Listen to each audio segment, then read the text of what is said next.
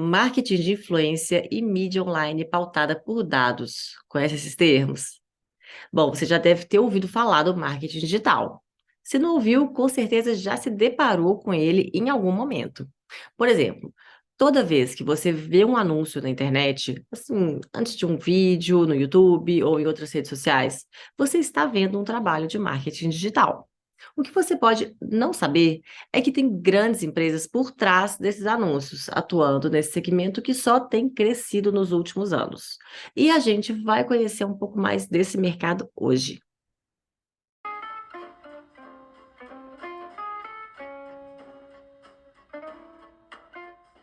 Bom dia, boa tarde, boa noite, boa madrugada, boa alvorada. Eu sou Juliana Mendonça e esse daqui é o Empreende Delas. Um podcast maravilhoso sobre negócios criados, impulsionados, impactados ou administrados por mulheres. A cada semana, as entrevistadas que passam por aqui contam pra gente um pouco da história de suas vidas e de seus negócios também. Então, fica por aí com a gente, assiste ou então escuta até o final, porque elas dão dicas imperdíveis que podem mudar a sua vida.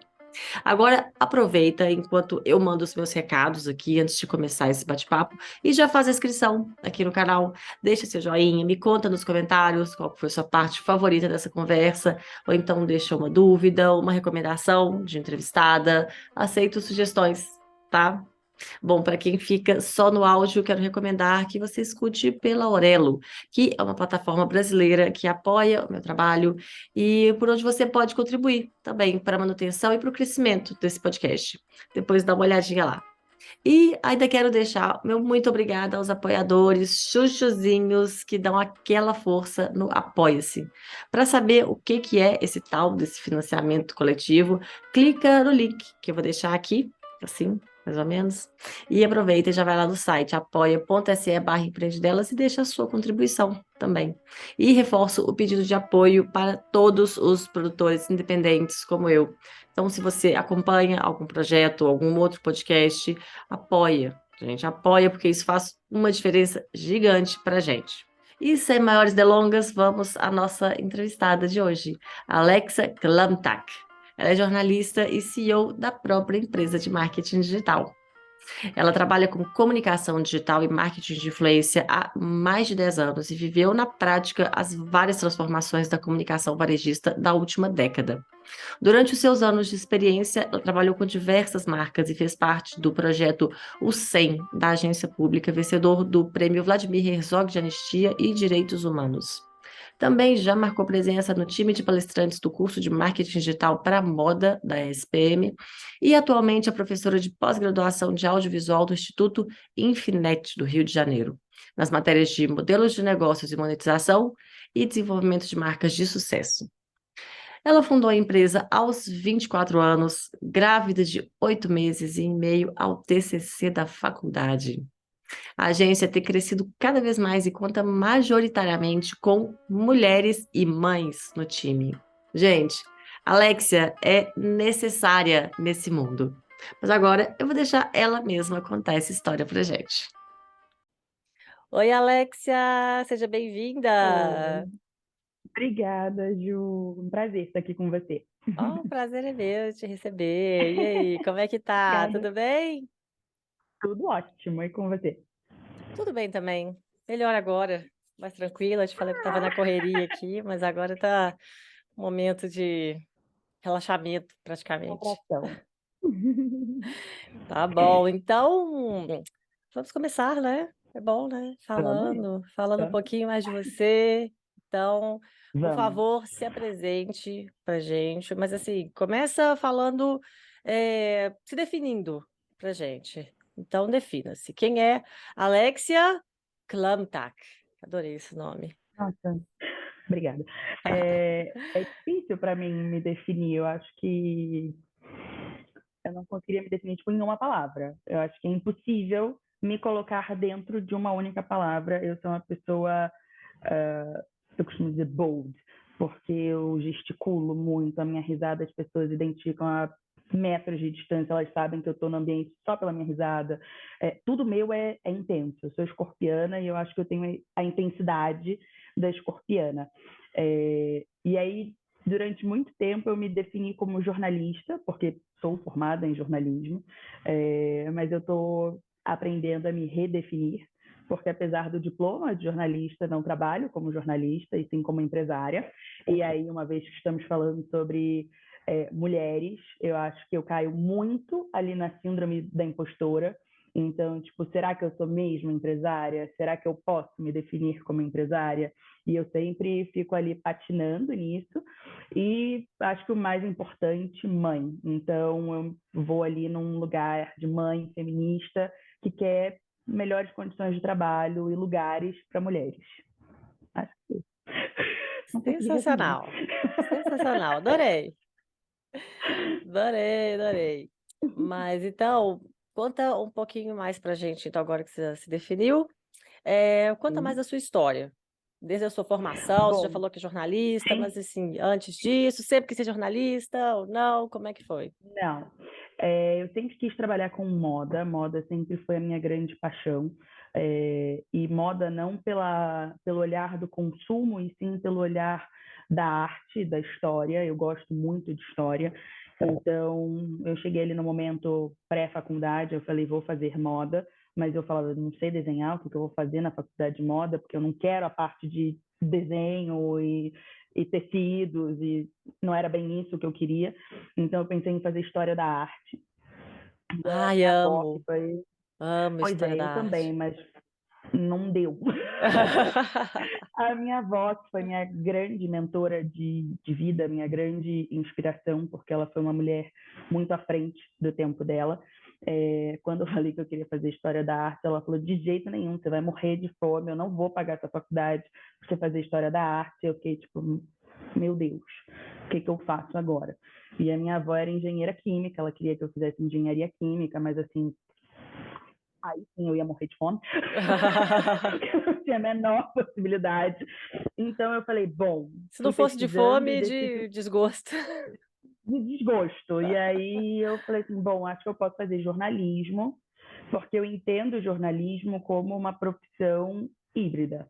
Então, você pode falar sobre jornalismo econômico, político, de moda, você Verdade. consegue ir para caminhos diferentes.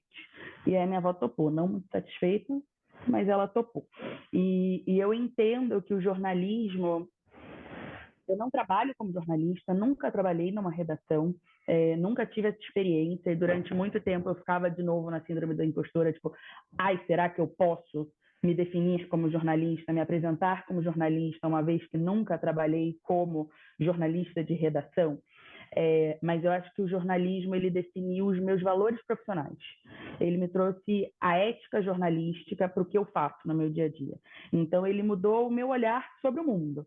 E eu acho que isso é o mais valioso que a faculdade trouxe para mim, acima de tudo. E eu comecei Menina, eu a acho tão trabalhar, interessante isso que você está falando, porque para mim o design também fez isso.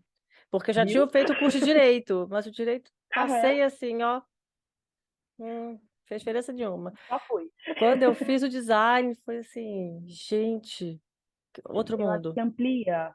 amplia o olhar. E o jornalismo, a gente Muito. fala, eu fiz jornalismo na SPM do Rio, então a gente tinha matérias de ética, de macroeconomia, coisas que iriam além da teoria jornalística, e eu acho que isso foi muito positivo em quem eu sou hoje. E aí eu comecei a trabalhar, eu ainda tinha 16 para 17 anos, era o boom dos blogs, ou o início dos blogs de moda no Brasil, e eu comecei a ler aquilo ali, eu queria chegar em algum lugar. O meu grande sonho era trabalhar na Vogue.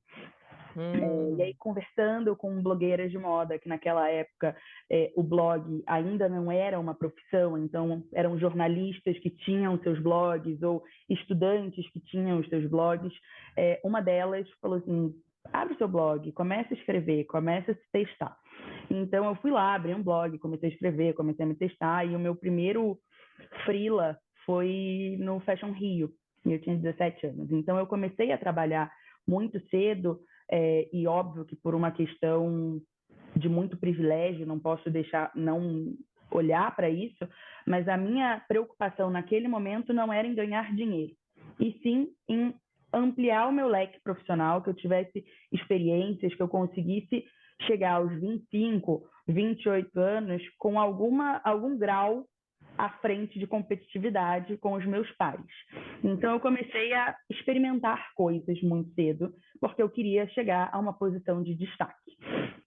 E aí, entrei na faculdade. E aí, quando eu entrei na Pois é, você faculdade, começou a trabalhar antes de entrar para a faculdade. antes da faculdade, Ah, antes de tá. entrar na faculdade. E aí, quando eu entrei na faculdade, eu meio que abandonei isso. E aí, eu entrei numa guerra interna de não, a moda é uma coisa fútil, a moda só quer vender, a moda é varejo, não quero, não é isso que eu gosto. E aí eu não conseguia me achar, porque falar sobre política também não era o que me fazia feliz, sobre economia muito menos. Eu falei, meu Deus, e agora? Continuei trabalhando com moda. E aí... Excelente conclusão. Continuei na moda. E É. na faculdade eu me descobri mais do que só uma jornalista de moda, se é que eu posso me colocar como jornalista de moda. A faculdade me abriu o olhar para o feminismo. Eu sempre tive valores mais feministas, mas na faculdade isso se tornou muito latente, principalmente pelas trocas que eu tive ali, pelas pessoas que eu conheci, professoras, enfim. Foi um novo mundo que se abriu para mim. Então, hoje eu não consigo dissociar a minha existência do feminismo e da maternidade. A minha maternidade hoje ela é pautada pelo meu feminismo. A minha forma de empreender é pautada pelo meu feminismo. Então, são coisas que eu preciso lutar por mulheres, eu preciso lutar por mim para que eu possa ser uma empresária, para que eu possa me autodenominar empresária. E aí, em 2016, eu demorei a concluir a faculdade, porque acho que tudo que podia acontecer na minha vida aconteceu enquanto eu estava na faculdade. Então, a minha avó faleceu, e eu fui criada pela minha avó. 3 meses depois, o meu pai faleceu, e aí eu me encontrei Nossa. no feminismo. E aí, 1 ano depois da morte do meu pai, eu descobri que eu tinha uma trombose de retina. E o primeiro médico falou que eu ia ficar cega dos 2 olhos. E aí eu entrei em desespero. E aí, Gente. acho que 6 meses depois que eu descobri que eu tinha uma trombose de retina, eu descobri que eu estava grávida. Tudo que tinha para Ah, acontecer, aconteceu. Não é exagero. Então, meu quando eu Deus. decidi, e eu passei por experiências de trabalho muito tóxicas, eu tive o privilégio, talvez, de trabalhar, acho que quase toda a minha carreira pré-Undina. Eu trabalhei, acho que 90%, 95% dos meus gestores foram mulheres. Mas ali no finalzinho, eu tive talvez o desprazer de ter gestoras que não eram o melhor dos mundos, por assim dizer. Então, a minha gravidez foi um problema. E a gente sempre Nossa. pensa que a gravidez da mulher, ou a maternidade da mulher é um problema porque o mercado de trabalho é muito machista. Mas a gente tem mulheres que se dizem feministas, que defendem a pauta feminista e que colocam você em xeque por você estar grávida. Então, eu estava no primeiro trabalho e aí, quando eu decidi que eu ia me demitir, a minha chefe achou um absurdo eu me demitir, achou que eu estava sendo desleal com ela, que eu não tinha o direito de me demitir, porque veja só, eu era PJ, ela estava pensando até em assinar minha carteira, então ninguém ia assinar a carteira de uma grávida. E eu fiquei tipo, caramba, eu tô grávida e talvez ninguém assine mais a minha carteira. E eu tô me demitindo. E eu falei, tá bom, tô me demitindo. Eu passei um tempo ali processando aquela informação. E aí depois eu virei coordenadora de marketing de uma empresa na sequência, assim, 2 meses depois, eu ainda Não. estava na faculdade, Grávida grávida, ainda? grávida ainda. E aí a minha gestora falou assim, mas você não tá achando que você vai ter licença maternidade, né? Não, Aí eu pera, calma. parei, Isso já como coordenadora da outra empresa. Você já tinha saído de na uma outra porque estava empresa. Saí de grávida, uma porque estava porque estava grávida, grávida. fui Dois para meses outra, depois, em outra, fui para outra. e Que continuou a sendo um gravidez problema, tá? continuou sendo um problema estar grávida. Ah, Nessa não era um problema estar grávida. A gravidez não era o problema era o que ia acontecer depois. ah, A criança que. ah, é, tem esse detalhe, gente. E aí, ali no Gente, que meio do loucura. caminho, eu falei assim: por que eu estou me submetendo a isso? Eu há muito tempo ouvia, eu comecei a trabalhar antes de todos os meus amigos, eu ouvia de pessoas, tipo, cara, você tem experiência, vai, tenta abrir um negócio seu, e eu achava isso de uma prepotência muito grande. Porque bem ou mal eu era muito nova. tinha 23 para 24 anos, algo assim. E eu falei assim, como é que eu vou abrir uma empresa com 24 anos, sabe? Tipo, quem sou eu na fila do pão A para impostora aí abrir de uma empresa? novo, atacando novamente. E aí eu falei, quer saber de um negócio? Eu não tenho nada a perder, né? Tô aqui, sem fazer nada, só com TCC para entregar, grávida. Vou abrir uma empresa. E É. assim, abri uma O empresa. que que você faz de Grávida de meia-noite às 7 meses. 6? E assim, abri uma empresa grávida de 7 meses. Então eu brinco que eu pari 2 filhas ao mesmo tempo, apesar de não serem gêmeas. E eu tive que entender ali. Então eu brinco que o primeiro ano de empresa foi o ano beta de testes, de me entender no planeta Terra. Então eu Aham. tinha uma bebê, era uma gravidez não planejada, obviamente, eu não tinha apoio familiar nenhum. Era eu Mas e ela, já era o Estúdio Ondina? É Estúdio Ondina mesmo, né? É Estúdio do Ondina. João Dias. Já era. Ah. Sim, começou de um jeito informal, por se dizer. Eu já era PJ, eu já tinha um MEI. O pai da minha filha tinha MEI. Então, basicamente, a gente se juntou e existia um nome para aquela junção. Que no passado não era Estúdio Ondina, mas no meio do Ah, caminho sim. as coisas mudaram, não porque a empresa mudou, mas porque a gente resolveu fazer um rebranding. E aí a gente mudou nome, mudou identidade visual, mudou tudo, mas as pessoas continuavam as mesmas, os clientes os mesmos. Foi esteticamente, por assim dizer, para se Uhum. alinhar aos nossos valores. Então, no primeiro ano, eu estava ali entendendo quem eu era no mundo, da loucura de entregar um TCC com uma bebê recém-nascida, me entendendo no mundo.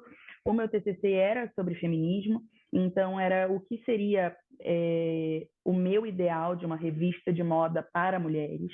Então, uma revista de moda para mulheres no meu mundo, no meu ideal, não fala só sobre moda. Entende essa moda de maneira muito mais política e abrangente. Então, a gente fala sobre política, sobre economia, sobre feminismo, sobre temas que são pertencentes ao mundo das mulheres de uma maneira não só compre, compre, compre. E aí tirei 10 no meu TCC, não sei como, mas consegui. E a empresa foi crescendo ali a passos pequenininhos. Então, isso era 2018. Em 2019, a gente já estava começando a se estruturar de uma nova maneira, e aí veio 2020, pandemia, o que para muitas pessoas foi tenebroso, para a gente foi um momento de crescimento.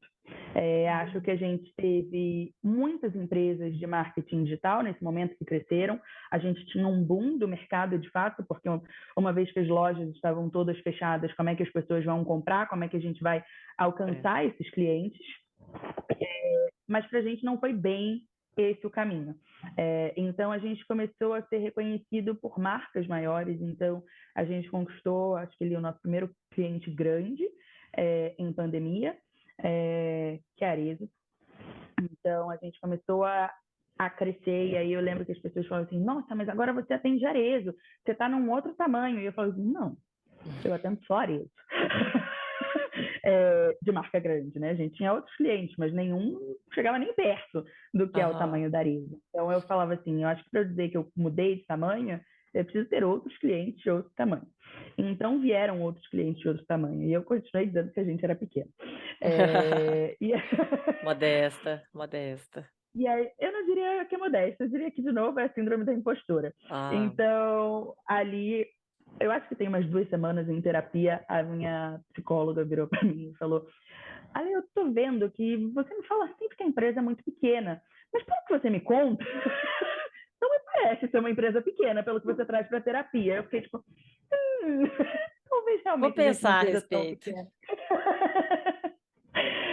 Então, Mas eu uma dúvida comecei que a. eu fiquei, o Estúdio Claro. Ondina, ele já surgiu como uma empresa de marketing digital? Sempre foi o que Sempre a foi. gente a gente nunca mudou. Aham. Assim como nunca mudou o propósito. Então, a Undina, ela nasceu com outro nome, Nômadas, porque eu entendia que a gente podia fazer o que a gente quisesse de qualquer lugar do mundo. bastando conexão com a internet. E eu gosto dessa liberdade de você estar em qualquer lugar. Eu acho que o marketing digital ele proporciona isso. E no meio do caminho a gente passou por um rebranding porque a gente entendeu que a gente era muito mais do que estar só em qualquer lugar. Então, o Estúdio Ondina porque Ondina é uma deusa mulher, nenhuma relação com o bairro em Salvador. Nenhuma. Então, é por causa dessa deusa e por causa dos movimentos das ondas do mar, sonoras, a fluidez. Pô, achei que você gostava de carnaval, achei que você curtia ali, mas circuito de trio. Mas não é por isso. Então, essa fluidez das ondas, do adaptar-se facilmente. E, de novo, Ondina é uma deusa, mulher. Ondina, agora empresa, para mim, é o lugar de dar voz para outras mulheres. Então, hoje, o nosso time, eu sou péssima com números, mas eu diria que somos 25 no total, são 4 homens desses 25. Então, existe um esforço interno para que as contratações priorizem sempre mulheres. Talvez tenha um homem que seja mais capacitado para essa vaga no processo seletivo do que uma mulher. O problema dele. Ele acha outro... Ele acha em outro lugar um emprego para ele. Que bom para ele. Que bom para ele. Tem muito mais chance em outro lugar. Com a gente não vai ter. Isso me gerou um entendimento muito grande sobre o lugar onde as mulheres se colocam. Então, até o ano passado, eu olhava sempre os nossos e-mails institucionais para ver quando a gente abriu uma vaga, quais eram os currículos que estavam chegando. Eu olhava currículo por currículo e eu via que mesmo que a gente coloque em toda e qualquer vaga nossa, que é prioritária para mulheres, a maioria dos currículos eram de homens. E assim, tipo, 10 para 1, tá? Sério? Tanto assim? Tanto assim, não adianta, tá lá escrito, ó, prioritários para mulheres, prioritários para mulheres negras. E chegou um momento que a gente falou assim, exclusivo para mulheres negras. E ainda aparece um monte de homem branco lá se candidatando. Então, caramba! Para mim, só reforça a importância do que a gente faz. Então, a gente tem uma funcionária hoje que a entrevista de emprego dela ficou muito marcada para mim, porque a última etapa era ela falar comigo. E ela falava muito bem dela, e principalmente da empresa onde ela estava. E eu falei, ok, achei você muito legal, achei seu currículo ótimo, mas não estou entendendo o que você quer fazer aqui, porque você ama o lugar que você trabalha. Então, por que você está querendo sair? E ela falava com gosto, sabe? Foi bonito de ver ela falando do lugar onde ela trabalhava. E ela falou assim, olha, eu moro a 2 horas de São Paulo, o escritório fica na Paulista, então eles resolveram, agora que a pandemia diminuiu, voltar com o presencial. Eu tenho 3 filhos, para mim fica muito difícil pegar 2 horas de trânsito para ir, 2 horas de trânsito para voltar. E o modelo home office de vocês me interessa muito. E aí, enfim, eu falei para ela que o prioritário para a gente era que ela se sentisse feliz. E esse é um dos motivos para a gente continuar sendo home office.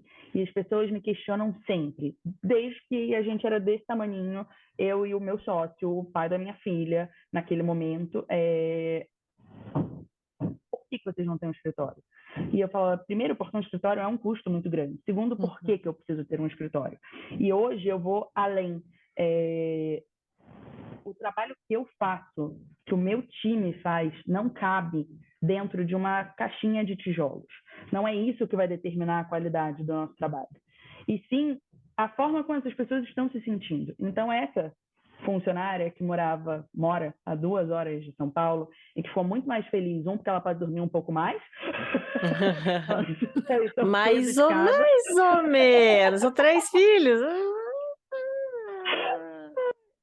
Tem razão. Não sei. Mas ok. Inclusive tudo bem, 2 horas de deslocamento é muito. Mas assim, dá É aquela bastante. saidinha, respirar outros ares, eu não ia achar ruim, não. Mas, mas hoje o que a gente É. propõe de método de trabalho, né? Veja, ela assim que ela terminou o processo com a gente, estava na fase de mandar documentação já para o departamento pessoal, ela falou assim, olha, eu preciso ser muito sincera com vocês. Aí eu tinha um sonho de fazer uma faculdade no Canadá e acabou de sair o resultado e eu ganhei a bolsa. Em 13 meses eu me mudo para o Canadá. Eu sei que a gente já está no final do processo seletivo, mas eu preciso avisar para vocês. Eu falei, tá bom, a gente ajusta o fuso. É. Ela achou que ia ter que sair? Ela estava Exato, falando como porque se ela tivesse estava que. indo. Se isso seria um problema para a gente, porque ela não estaria mais a 2 horas de São Paulo. Hoje eu moro em São Paulo. Ela estaria no Canadá. Tem Uhum. uma distância considerável aí. É... E eu falei, por mim, se ela estiver feliz, a faculdade que ela quer fazer, vá ser feliz. E ela está indo em julho para o Canadá. Então, assim, eu acho que o que importa para a gente é muito mais o tipo de serviço que está sendo feito, como ele está sendo feito, Aham. o comprometimento dessa colaboradora com a gente, e muito menos sobre estarmos todos reunidos, olhando um para a cara do outro e talvez É. não fluindo da mesma maneira, porque quando estamos falando de mulheres, estamos falando principalmente de uma sobrecarga física e mental muito maior do que de homens. Então, você colocar uma rotina de deslocamento de transporte, de pensar no que você vai levar, o que você vai trazer, como é que vai ser, é muito mais pesado, muito mais maçante do que para um homem. Você ter a oportunidade de estar trabalhando na mesma casa que os seus filhos estão, obviamente tem dias que é enlouquecedor, você tem vontade de sair correndo pelada pela porta, porque, pelo amor de Deus. É, mas você tem a oportunidade de acompanhar momentos do crescimento de um filho que uma empresa tradicional não te permite, que o trabalho presencial não te permite. Então, hoje, para a É. gente, isso é inegociável. Hoje a gente considera e a gente procura um lugar para ser escritório da Undina, porque a gente entende que mães também precisam fugir de vez em quando. Então, ter um lugarzinho que a gente possa correr e trabalhar de longe, Aham. mas que seja uma opção. Então, aquele escritório está ali, aquele lugar está ali, você vai no dia e na hora que você quiser. Não é uma obrigatoriedade você estar lá 8 horas por dia, na hora que foi determinada para você. A gente trabalha em horário comercial, óbvio, porque a gente tem as demandas acontecem em horário comercial e a gente precisa atender essas demandas dentro do horário que os nossos clientes esperam. Mas nosso trabalho pode ser feito de qualquer lugar, então a gente não precisa ser tão É. bitolado nesse Ah, o sentido. remoto é maravilhoso. É maravilhoso. Eu preciso assim, de um lugarzinho para ir às vezes, mas fora isso, eu acho sensacional para mim. Até a consulta médica, que tá ótimo. Funciona muito bem. Não, É verdade. concordo, concordo. Mas agora, já falamos já um pouquinho de você, um pouquinho do Estúdio Assim, Ondina. Vamos falar um pouquinho sobre o marketing digital? vamos. Vamos. Então, explica assim com um pouquinho mais de detalhes para a gente o que que é o marketing, porque assim, a gente ouve um monte de coisa, né, das redes sociais. Então, assim, o que que é marketing digital, no fim das contas? Eu acho que a gente passa por muitos problemas quando a gente pensa em marketing digital, porque muita gente entende marketing digital como rede social, ou Sei. marketing digital como um e-commerce. E marketing digital é você pegar o marketing tradicional e você adaptar ele para o digital e seus canais. Então, marketing é uma forma de você fazer propaganda, mas não só publicidade. Marketing entra, e aí é impossível não falar de marketing sem pensar ali nos 4 P's de Eu ia Kotler, que eu acho que perguntar seria. isso. Cadê? Porque fica parecendo um conceito antiquado, né? Poxa, eu estudei há tantos Não anos, é, quatro não p é. Kotler. E cabe? Então é E a isso gente mesmo. continua precisando olhar para isso, porque quando a gente. E aí, para quem não sabe, o que são os 4 P's de Kotler: praça, produto, preço e promoção. Promoção. É a forma de você estruturar o que você vai vender. Então, a demanda do mercado, o tipo de produto que você vai colocar no mercado, a sazonalidade desse produto, o preço desse produto, onde você vai anunciar, como você vai anunciar. É você olhar para aquele produto e a forma de escoamento daquele produto. Não é simplesmente publicidade. E aí, quando a gente vai para o marketing digital, é outra coisa? É outro bicho? Não, é o mesmo bicho. Os conceitos continuam se aplicando, mas de forma revisitada. Então, a gente está falando de praça, agora talvez a sua loja em São Paulo, ela não seja mais só a sua loja de São Paulo. Agora você tem um e-commerce e você consegue entregar no Brasil inteiro. Se você entender que você tem condições de atender o Brasil inteiro.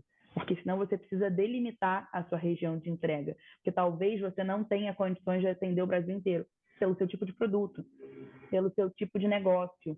Então, você continua dentro da lógica do marketing digital. A empresa que eu compro geleias artesanais e que só entrega na Grande São Paulo e você compra por WhatsApp, é uma compra digital. A forma de publicidade que ele faz, a forma que ele organiza aquilo ali, está dentro do digital. Mas ele não está em larga escala. Então, muita gente fala assim, marketing digital te permite atingir um público muito maior. Sim, te permite atingir um público maior, mas esse maior ele precisa estar dentro do que você entende que é o seu público, dentro do que você consegue atender, dentro do que a sua distribuição alcança.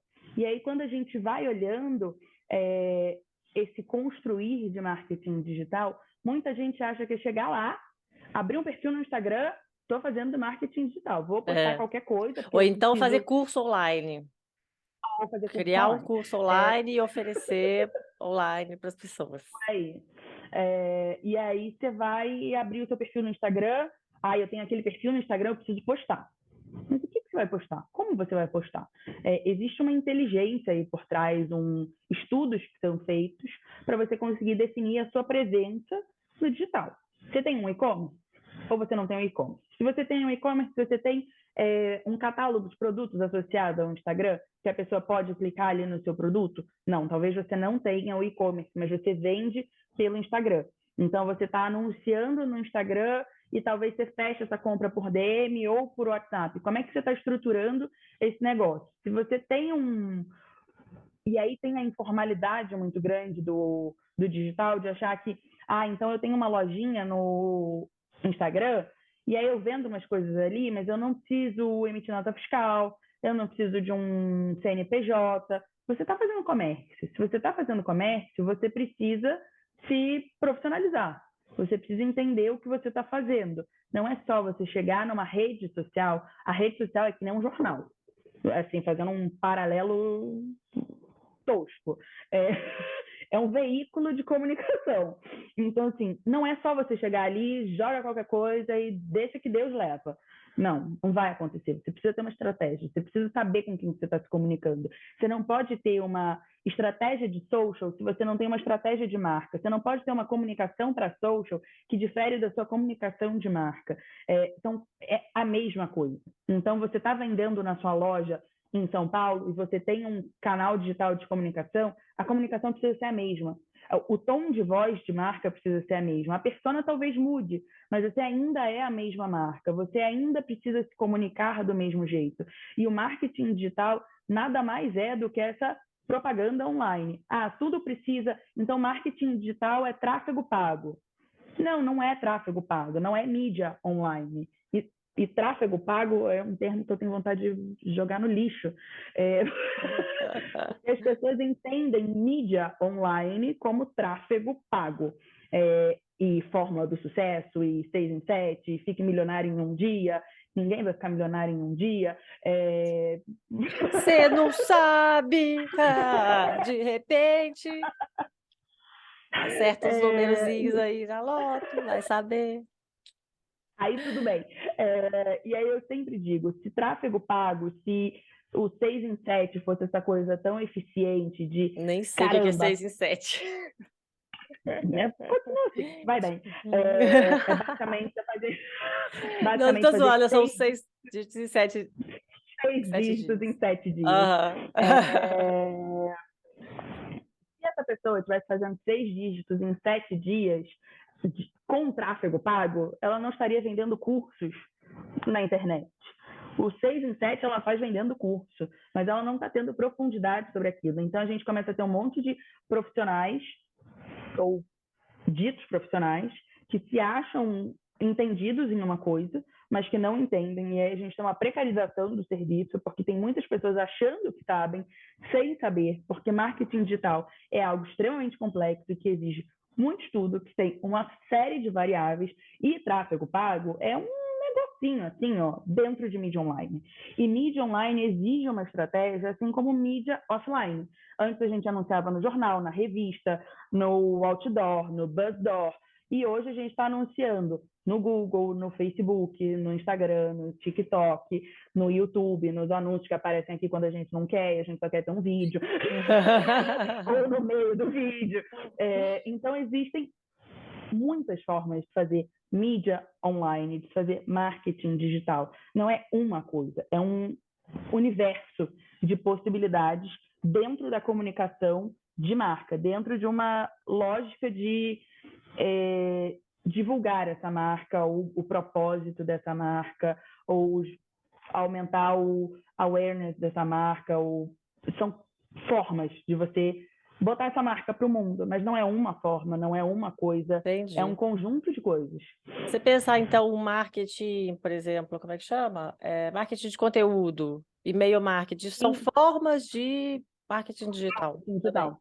Sim, sim. Ah, sim. Marketing de influência, mídia online, redes sociais.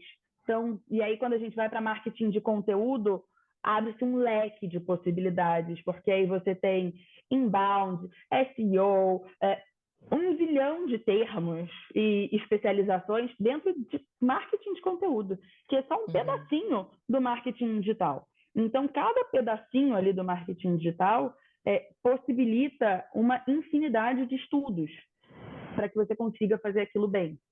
Uhum. Nossa, é complexo, né? Deve ser falando, é muita coisa. Muita coisa. Você falar, teve empresa de marketing digital, pode ser, nossa, Muita coisa, um é, é, universo. pode É um mesmo. universo. E aí, Mas e aí, aí uma ah, fala. não, pode falar, pode falar. E aí, quando a gente pensa, tipo, eu falei, eu sou péssima com números.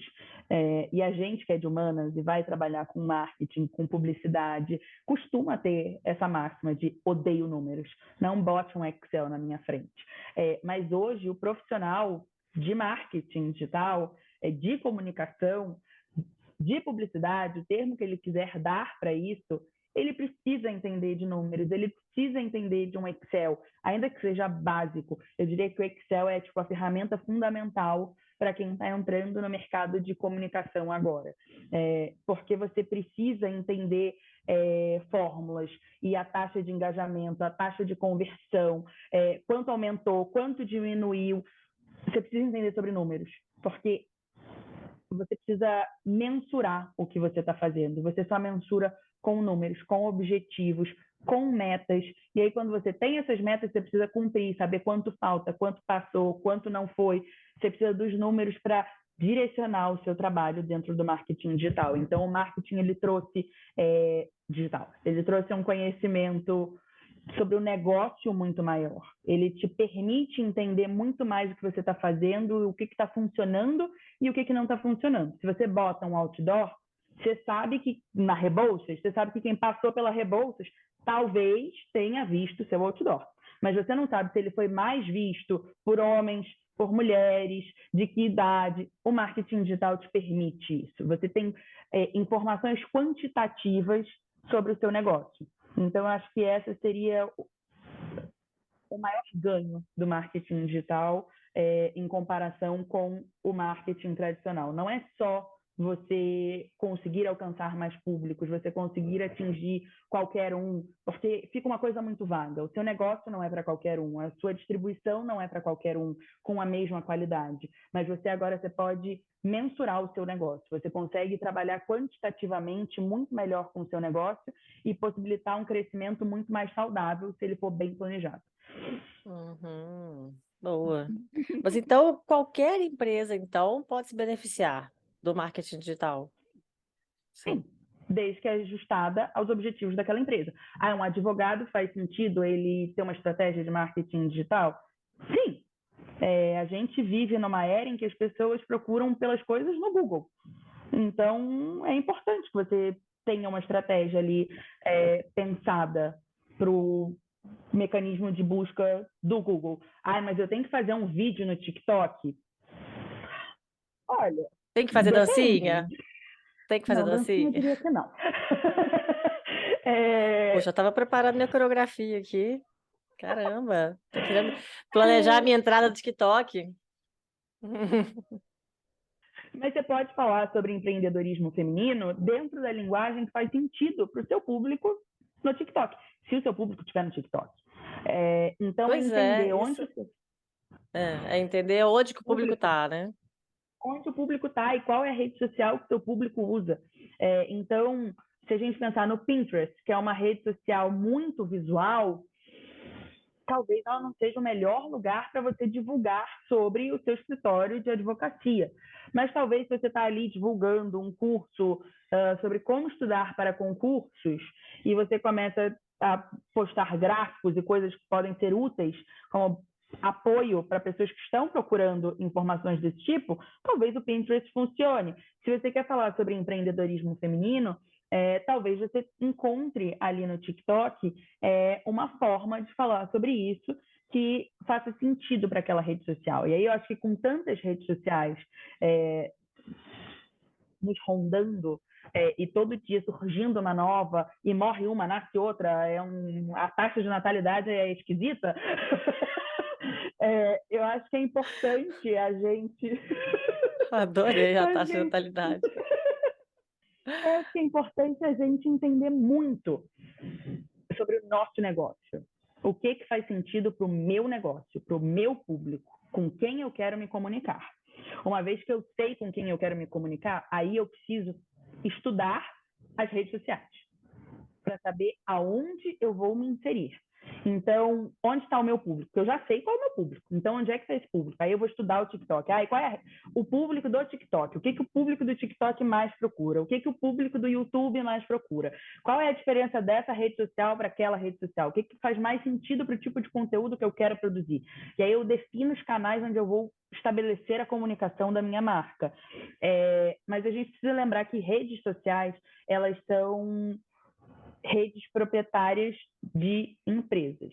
Então, as pessoas que você conversa ou atinge por meio de anúncios do Facebook são clientes do Facebook, não são clientes seus.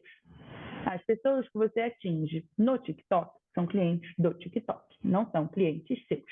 Eles vão comprar na sua loja? Talvez sim, talvez não. Mas se o Facebook fechar amanhã, acabou a sua comunicação com essa pessoa. Então, ainda que as redes sociais continuem crescendo muito, a gente precisa, ainda assim, privilegiar uma comunicação de marca. Você ter o seu mailing, a sua carteira de clientes, que se todas as redes sociais fecharem amanhã, com quem que você vai falar? O que você vai fazer? Para onde você vai? Então, a gente precisa estar sempre pensando que, ok, o meu negócio, ele não é o Instagram. O meu negócio não é o TikTok. O meu negócio é uma outra coisa que eu comunico em redes sociais, porque é o que o usuário mais usa nesse momento. Então, eu preciso estar atento para ver se essa rede social está morrendo ou não, se faz sentido eu continuar ali ou não, qual é a rede social que está nascendo, se faz sentido migrar para lá. Então, quando o TikTok começou a bombar aqui no Brasil, muitas marcas falam assim, mas faz sentido eu sair correndo para lá? Não. Qual é o seu produto? O que você está fazendo? Todo mundo precisa estar no TikTok, todo mundo precisa estar no Instagram, todo mundo precisa estar no YouTube.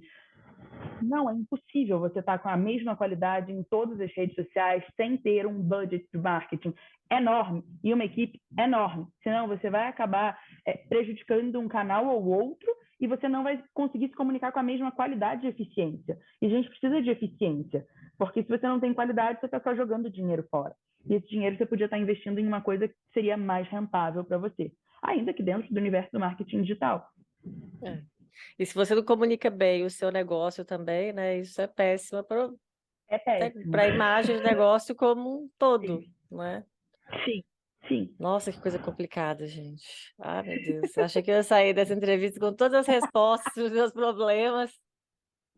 Eu tô saindo com mais dúvidas aqui, mais desespero. Ai, ai. Não dá para fazer tudo, não dá, é muita Não coisa. dá. Nossa. São muitas informações e a gente costuma falar sobre a importância de uma agência porque é, a dinâmica das redes sociais, as mudanças das redes sociais são praticamente diárias. Então, se você não tiver alguém ali atualizado, olhando para o que está mudando, para como está acontecendo, não vai funcionar, não vai fluir, porque você não vai conseguir acompanhar tudo.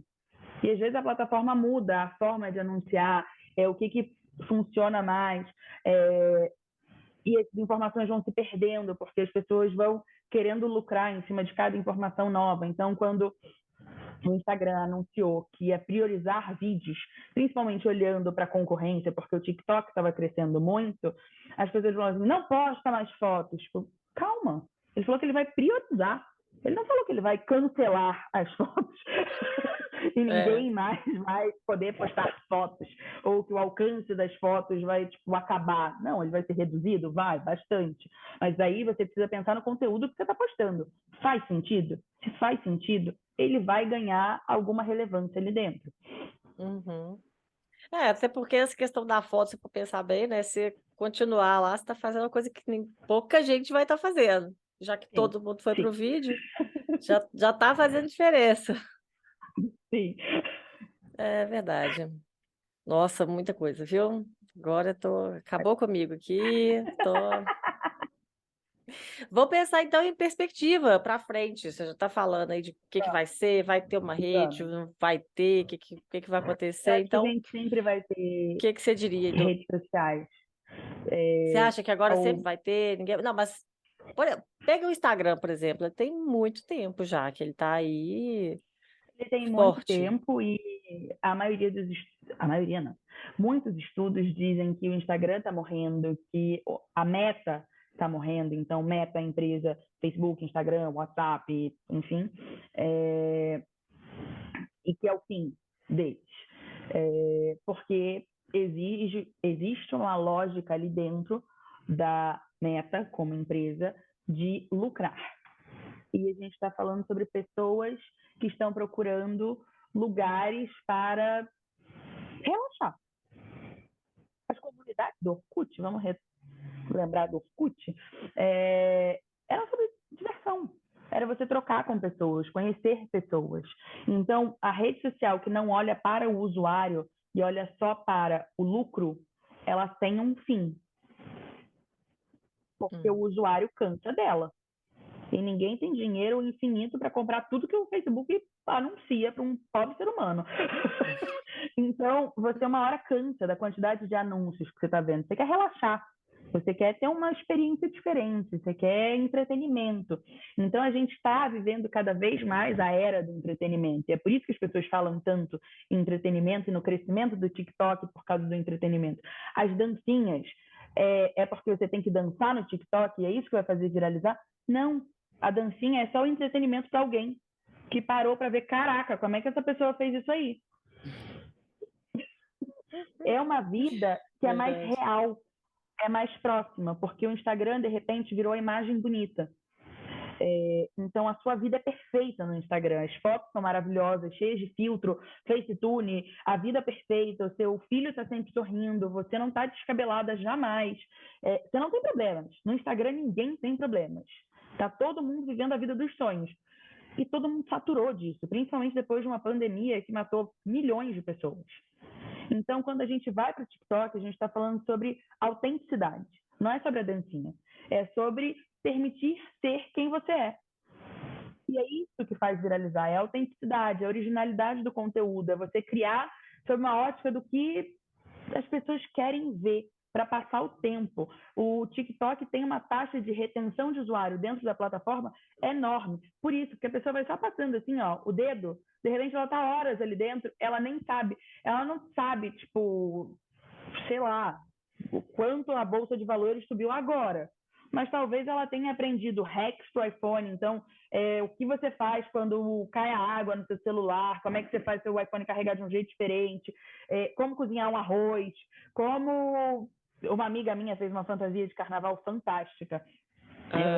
Tinha um super storytelling, ela é uma micro-influenciadora, e ela criou um storytelling para as fantasias dela de carnaval, pensando em como isso ia repercutir dentro do Instagram. Então, ela olhou para a festa, esse era o macro tema das fantasias dela.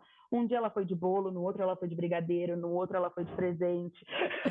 Então, cada fantasia era de um jeito. A fantasia de bolo tinha um bolo fake, de fato. E ela aprendeu a modelar EVA no TikTok. Então, ela fez um bolo maravilhoso, que poderia estar numa festa, que ela aprendeu no TikTok para fazer a fantasia dela de carnaval. Então, você aprende coisas úteis ali. É uma plataforma educacional, de alguma forma. Tem gente que aprende línguas ali dentro. Você aprende um monte de coisa, não é só... Sério? Eu preciso usar mais esse tal desse TikTok. Preciso.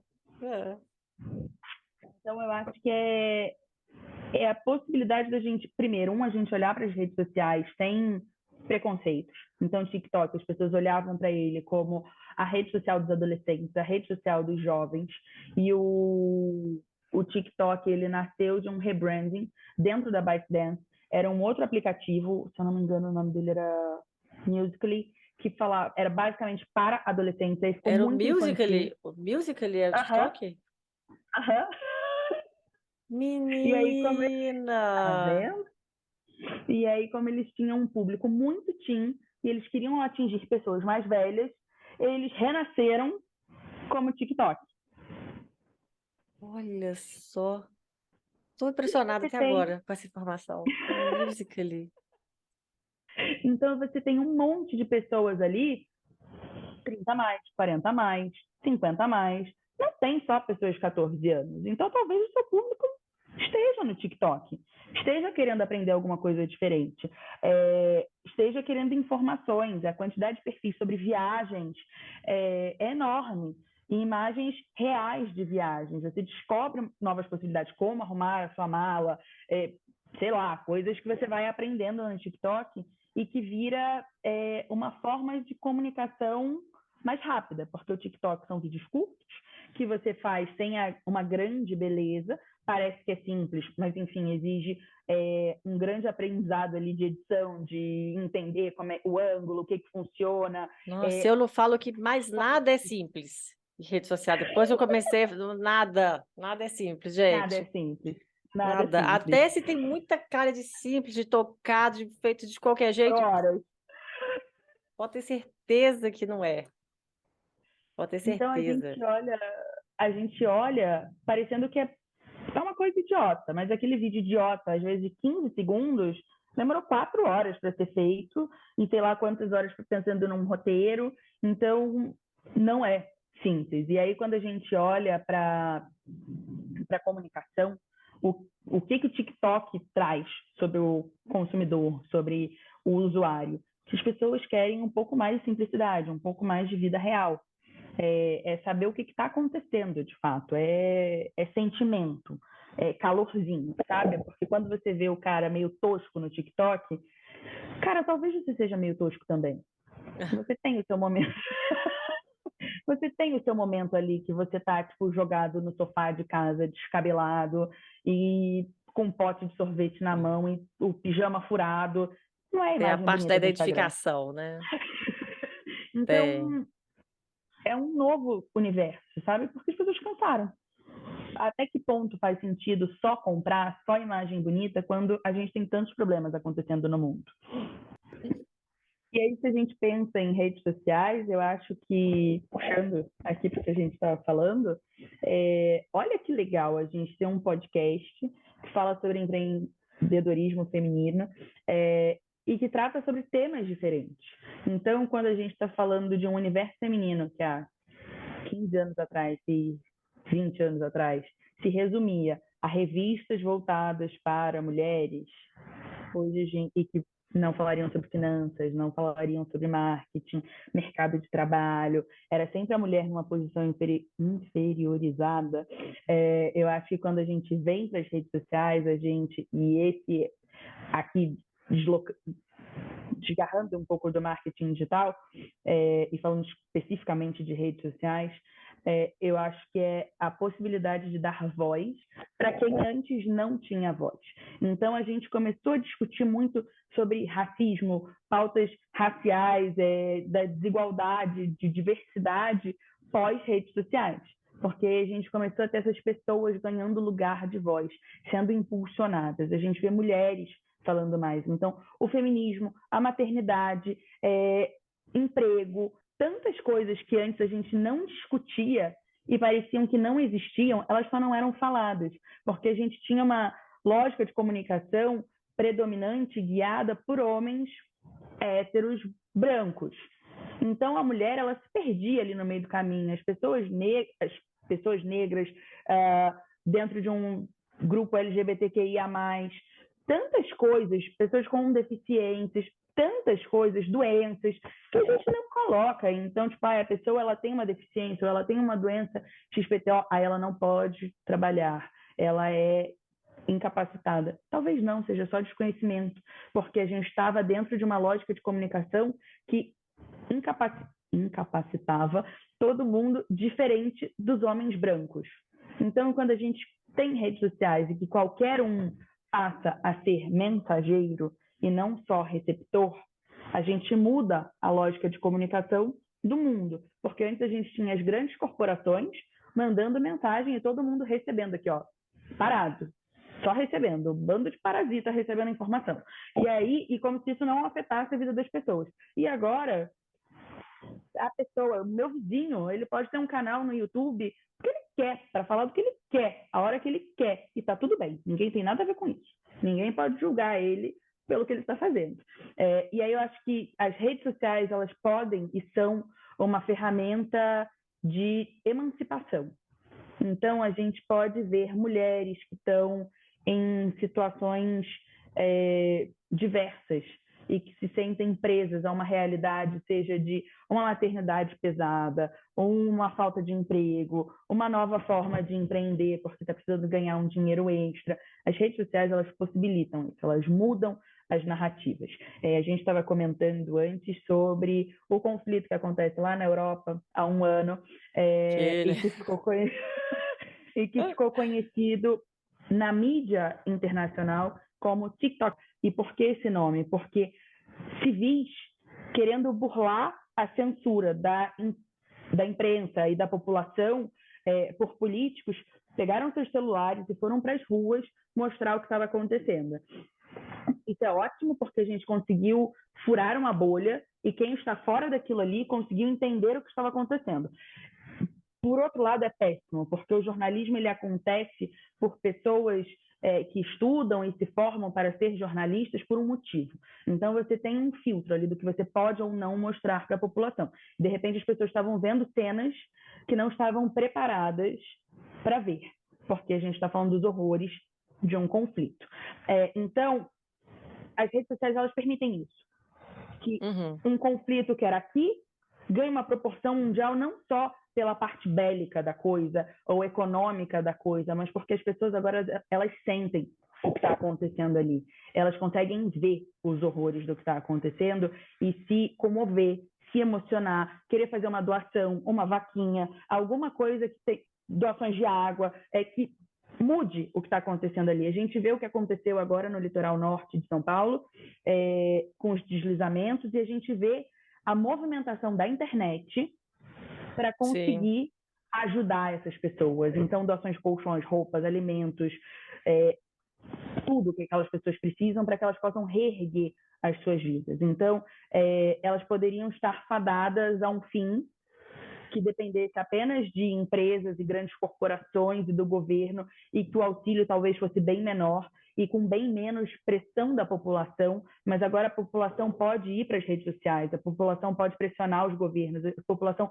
pode fazer alguma coisa, ela não depende mais só dos governos. Então, isso vira uma plataforma gigante para mulheres, porque mulheres historicamente lidam com uma castração de seus fazeres. Então a mulher ela é limitada, ela é menos inteligente, ela é menos capaz, ela é menos um monte de coisa. E a gente só vê ela fazendo mais e mais e mais e mais. Então ela trabalha, ela cuida do filho, ela cuida da casa, ela cuida da mãe, ela tem um zilhão de coisas, ela ajuda a amiga, é o ombro amigo da irmã. Então ela tá ali, ó, tipo, segurando um universo. Mas a sociedade diz que ela é menos, porque ela é mulher. E aí, quando a gente vai para a rede social, essa mulher ela pode falar o que ela quiser, porque aquele espaço é dela. E ela consegue denunciar o pai, ou a Luana Piovani, que todo mundo estava criticando porque ela estava indo para as redes sociais. Talvez ela tenha exposto os filhos dela, tem quem concorde, tem quem não concorde.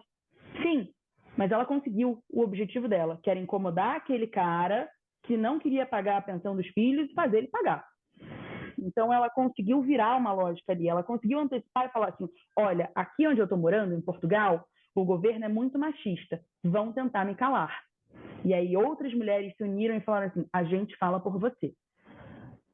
Então, a gente consegue dar voz para mulheres que sofreram abusos, para mulheres que foram abandonadas, para mulheres que estão sofrendo com algum tipo de mazela que a sociedade machista nos causa historicamente há décadas e fazer alguma coisa com isso. Agora a gente pode reagir, a gente pode construir uma nova história dentro dessa nova lógica de comunicação. E eu acho que isso é o mais fantástico, o mais bonito. Muito bom, muito bom. Adorei. Eu tenho algumas ressalvas, mas eu acho Vai. que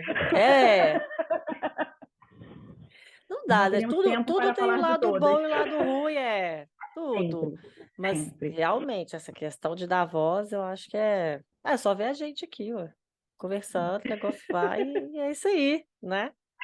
Sensacional. Mas então vamos agora às nossas dicas de negócios? Vamos, Vamos, vamos. então, dica. Para quem quer trabalhar com marketing digital, como começar no marketing digital? Eu poderia dizer postando, mas eu, eu acho que o primeiro passo é estudar, é entender que qualquer um se acha capaz de fazer marketing digital. Mas marketing digital é uma profissão que exige estudo, que exige algum grau de especialidade na coisa. Então, você só chegar ali e não entender sobre o que você está fazendo não é fazer marketing digital. É só assistir vídeos e cursos na internet no momento em que brotam coaches de negócios e marketing digital do chão, eu não diria que é o caminho seguro. Talvez há 4, 5 anos atrás fosse mais seguro do que hoje. Mas a gente vê pessoas dizendo para você faz o seu curso online, vende vídeo, vende book, faz isso, faz aquilo, e de repente todo mundo se acha um grande infoprodutor, vendedor de e-books, de cursos online, porque você está olhando só para o dinheiro. Você não está pensando no conteúdo. E a gente, para se tornar um profissional melhor, para a gente começar em algum lugar, a gente precisa ir em busca de conhecimento. E aí, esse conhecimento a gente vai achar em blogs, em sites, em artigos acadêmicos, em livros, em série, em filme. É emergir nesse assunto e entender que você precisa entender da coisa direito para fazer bem feito. E por mais que você estude muito, você nunca vai saber 1/10 do que é o marketing digital. Sempre vai ter alguma coisa nova, alguma coisa diferente, alguma especialidade distante de você. E tá tudo bem. Não dá para saber de tudo. E até porque eu imagino que mude muito rápido, né? Por Muito se rápido, tratar do muito rápido. digital, mas é aquilo que você estava falando. Hoje tem Instagram, mas vai acabar o Instagram? Não sei, vai que acaba, né?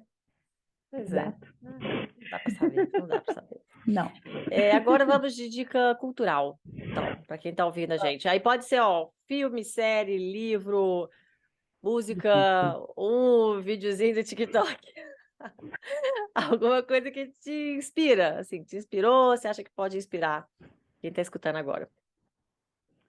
Eu estou olhando para trás porque ali tem um monte de Eu livro tô vendo as e eu tava, prateleiras. eu tava tentando enxergar de longe, mas eu não enxergo tão bem de longe. O último livro que eu li foi a biografia da Viola Davis. E eu acho que, já que estamos falando de empreendedorismo feminino, eu acho que é um bom livro para a gente pensar sobre o que é ser mulher. Ela fala muito sobre a síndrome da impostora, ela fala muito sobre ser essa mulher que saiu de uma pobreza extrema e virou uma estrela ganhadora de Oscar. A gente sempre olha para o caminho fácil das coisas, ou se pergunta, tipo, por que aquela pessoa tem isso e eu não tenho? A gente sempre projeta demais no outro, principalmente em rede social, quando a gente começa a ver a vida perfeita de todo mundo. Mas não tem essa pessoa com a vida perfeita, não tem essa vida que não passe por batalhas. Então, uma vez que você vai passar por batalhas, é importante que a gente veja diferentes narrativas, veja diferentes histórias, pontos de vista, para que a gente possa entender que esses caminhos tortuosos, às vezes, nos levam a um lugar muito importante que a gente talvez nem imaginasse. E eu acho que quando estamos falando de mulheres que sempre se pegam na síndrome da impostora e sempre se pegam nesse lugar de será que eu consigo? Será que eu posso? Será que eu sou capaz? É importante que a gente leia a narrativa de outras mulheres, que a gente priorize filmes com protagonistas mulheres, livros de autoras mulheres, porque isso vai ensinar muito mais para a gente e vai tocar muito mais nas nossas questões do que um homem poderia. Então, é a gente olhar diferentes narrativas para conseguir construir a nossa própria narrativa e entender a nossa força interior. Bonita, hein? Era só um livro, Gostei. né? Então, agora seus contatos, para quem quiser saber mais sobre você, sobre o Estúdio Ondina, onde é que te acha aí? Então, Qualquer lugar, né? é, Não é possível, né? Se for de marketing digital, onde é que... Ah, manda uma carta. bom, eu diria que dá para achar o Estúdio Ondina no Instagram, @Estúdio Ondina, e comigo por e-mail, alexia@estudioondina.com.br. Hoje meu Instagram ele é fechado por privacidade, por causa da minha filha. Então, e-mail, não é LinkedIn? carta. Não tá no LinkedIn. LinkedIn? Estou no LinkedIn, mas eu não atualizo ele com a frequência que eu deveria, mas ele está lá.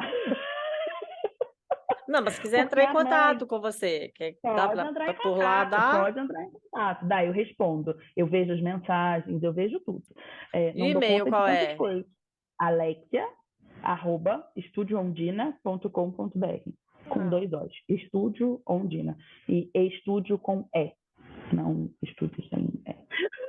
muito bom. Pronto, facinho. Facinho também. Bom, Alex, então, muitíssimo obrigada. Não tem nem Tá palavras, bom, eu amei, porque amei. foi muita informação aqui para mim. Tá, eu nem sei se eu Foi demais. agradeço tanto assim, nem sei. A gente faz uma Que eu parte 2 depois. tenho que ver, foram muitas dúvidas. Eu vou ter que, vai ter uma pausa aqui, aí eu vou estudar mais um pouquinho, vou ver as tendências aí Combinadíssimo. melhor. Aí a gente conversa de novo, porque, Tá não, ótimo. muita novidade, tudo muito rápido. Então, né, pode ser que Uhum. seja necessário isso aí. Mas muito Não, Ju, eu que te obrigada. agradeço. Eu Ah, que te agradeço por dar voz a outras mulheres e por construir uma rede onde a gente possa debater sobre assuntos que podem ser interessantes para tantas outras. pois é, a ideia é essa. Estou agradecida quando alguém veio aqui acrescentar Eu que agradeço mais o convite. ainda. Sensacional, sensacional. Mas muito obrigada, então. E um beijo para você. Beijo. Obrigada. Tchau, tchau. E muitíssima obrigada a quem também escutou, então assistiu esse episódio. Se por acaso você se lembrou de alguém que pode gostar também desse conteúdo, alguém que quer saber mais sobre marketing digital, então indica a gente, compartilha o episódio nas redes sociais, manda no grupo do WhatsApp, porque assim você nos ajuda a alcançar cada vez mais pessoas e contar para mais pessoas essas histórias maravilhosas, essas mulheres incríveis que têm passado por aqui. Você também pode saber mais sobre esse projeto do podcast no site empreendedelas.com.br e entrar em contato pelo formulário que está lá. Pode também seguir o perfil no Instagram e Facebook, que é o @empreendedelas. Se por acaso você estiver ali pelo LinkedIn também, pode me procurar por lá, mas aí sou eu mesma, é Juliana Mendonça. E eu fico por aqui. Te espero no próximo episódio com novas histórias inspiradoras dessa mulherada linda que está passando por aqui. E vamos que vamos, né, gente? Porque vocês já sabem, para se aventurar nesse mercado, a gente tem que ter peito. Perde não, hein? Até lá.